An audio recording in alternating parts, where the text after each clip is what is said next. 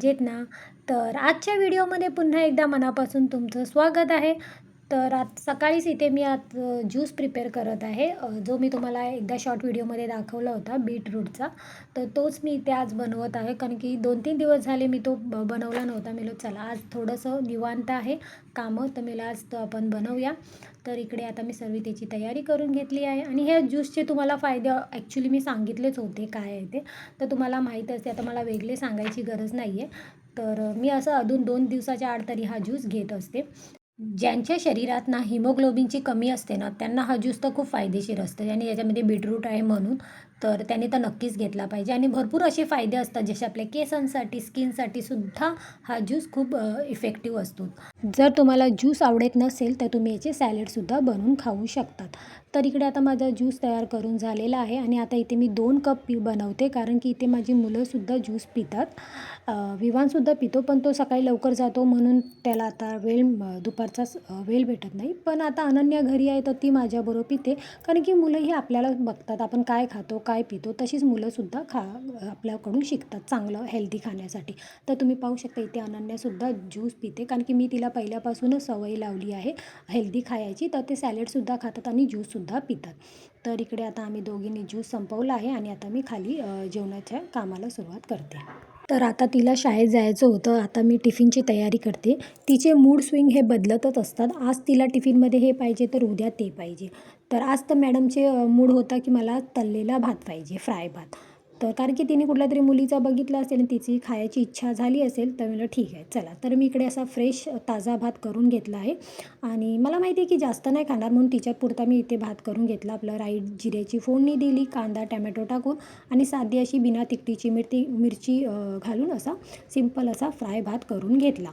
तर त्याचबरोबर आता माझा भात तयार झाला आहे आणि मी तिला टिफिनबरोबर एक तरी फ्रूट नेहमी देते. तर वेगवेगळे फ्रूट असतातच, पण आज माझ्याकडे डाळिंब होतं, मी चला तिला डाळिंबसुद्धा देते. त्या निमित्ताने पोरं ॲक्च्युली फ्रूटसुद्धा खातात. निघाली आहे शाळेमध्ये आणि तिने जर पूर्ण टिफिन खाल्ला तरच मी तिला संध्याकाळी काय देणार आहे, आईस्क्रीम. किती? दोन आईस्क्रीम. पण जर टिफिन फिनिश नसला तर काहीच भेटणार नाही. ठीक आहे? ओके, टिफिन पूर्ण फिनिश करायचा असतो. Okay, yes. Bye bye.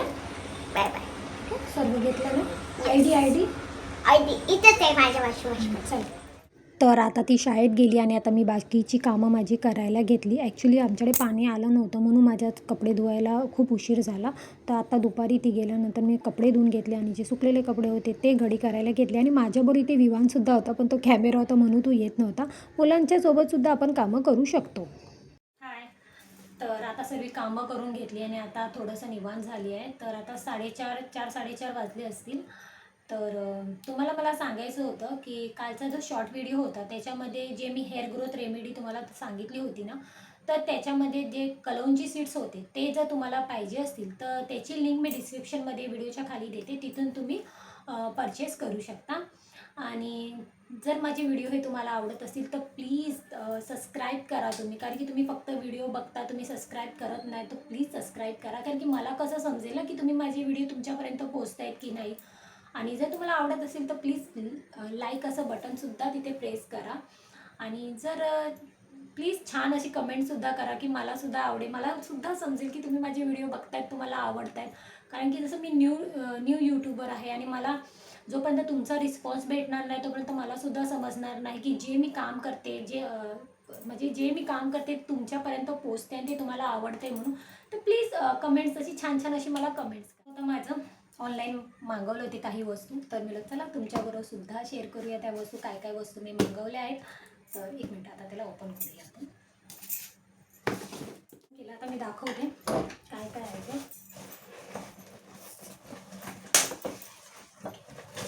तर शॅम्पू आहे, पिलग्रिमचा आहे, पिलग्रिमचा शॅम्पू मागितला होता मी, अँटी डॅन्ड्रफवाला, तो घेऊन जाय. आणि मी इथे सॅलिसिलिक ॲसिड सिरम मागवलं होतं ते आहे. गार्नियरचं मिसलेर वॉटर आहे क्लिन्झिंग. आणि हा एक शॅम्पू. तर हा शॅम्पू मी अनन्यासाठी मागवला होता, बिकॉज तिच्या केसांचा शॅम्पू संपला होता. तर ही माझी दुसरी बॉटल आहे, तुम्ही पाहू शकता.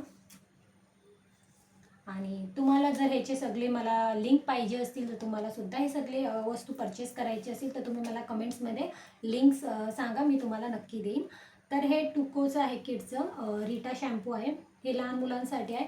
मला वाटतं हे एज आहे 7 to काहीतरी 12 वर्षापर्यंत आहे एज. आणि रीटा, हिबिस्कस, आल्मंड आणि ब्राह्मी हे सर्व याच्यामध्ये आहे. तर हे मी तिच्यासाठी मागवली. ही माझी दुसरी बॉटल आहे ॲक्च्युली. एक बॉटल संपली आणि खरंच खूप चांगला शॅम्पू आहे. तर बस एवढंच थोडंसं सामान ऑनलाईन मागवलं होतं. चला मग आता पुढच्या कामाला लागूया आणि ते तुमच्यावर मी शेअर करणारच आहे. तर शाळेतून आता मुलं यायची बाकी होती, तर मी बोलली चला ती यायच्या अगोदर आपली जी पेंडिंग कामं आहेत ती करून घेऊया. तर इकडं मस्तपैकी चहा बनवला, तो पिऊन घेतला आणि नंतर मला आठवलं की माझ्याकडे तांदळाचं पीठ संपलं होतं.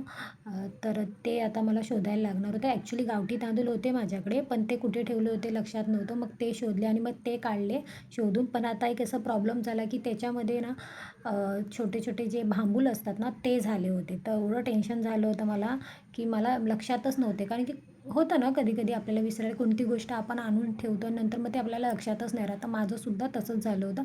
मी ते ॲक्च्युली आणून ठेवले होते 2 महिने झाले आणि माझ्या ते लक्षातच राहिलं नव्हतं. काढून साफ करायचे, आज करेन उद्या करून, कारण घरातली कामं एवढी असायची की ना वेळच भेटायचा नाही. मग शेवटी आज थोडा टाईम होता तर मी ते काढले आणि ते काढायला जेव्हा मी घेतले तेव्हा बघितले तर त्याच्यामध्ये ना ते भांबूल झाले होते छोटे छोटे. मग ते अगोदर मी चाळणीने साफ करून बघितले पण ते जात नव्हते.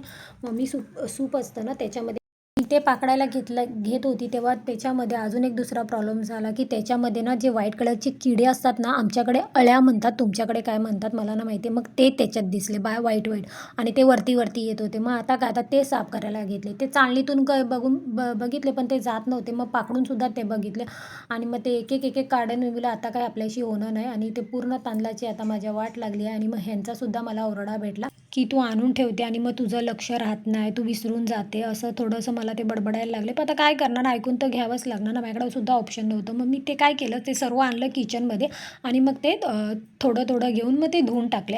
ॲक्च्युली धुतल्यानंतर ते व्हाईट कलरच्या ज्या अळ्या होत्या ना, त्या ॲक्च्युली ते किडे निघून तरी जातील ना, कारण की दुसरं ऑप्शनच नव्हतं ना. मग मी काय केलं, थोडं थोडं घेऊन बॅचेसमध्ये ते असं धुवून काढलं आणि मग थोडंसं त्या आपली जी चालन असते त्याच्यामध्ये नितलंसं ठेवलं आणि मग ते असं ताटलीमध्ये छोट्या छोट्या घेऊन मी सुकवायला ठेवलं. ॲक्च्युली माझ्याकडे एवढं मोठं भांडं नव्हतं की 10 किलो तांदूळ मी कुठे सुकसे घालणार ना. मग ते मी अशा छोट्या छोट्या प्लेटमध्ये ते ठेवलं. आता प्रॉब्लेम हा होता की माझ्याकडे एवढी जागा पण नव्हती एवढं सर्व सुकवण्यासाठी आणि मी बाहेर पण गॅलरीत पण ठेवू शकत नव्हती, कारण की बाहेर ऑलरेडी पाऊस पडत होता आणि आता पाऊस पडतो आहे तर ऑफिसली ऊन नाही तर तेवढे तांदूळ सुकणार कुठे, तो एक टेन्शन होतं ना. तर आता पंख्याखाली तरी आपण किती रात्रंदिवस सुकवणार आहेत. तर ठीक आहे आता, आणि मुलं तर काही ठेवणार नाही घरात. ठीक आहे आता काहीतरी याचा जुगाड करावाच लागेल. तर काहीतरी उपाय काढूयाच, कारण की आता एवढं घाट घातला आहे तर त्याचं काहीतरी करावंच लागेल.